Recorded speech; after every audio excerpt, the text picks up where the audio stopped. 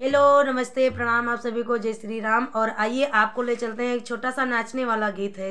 और कैसा लगा गीत? अच्छा लगा हो तो कमेंट करके ज़रूर बताइएगा, और जो भी गलतियां हो उसको तो ज़रूर बताइएगा, और चैनल को सब्सक्राइब करना मत भूलिएगा। मैं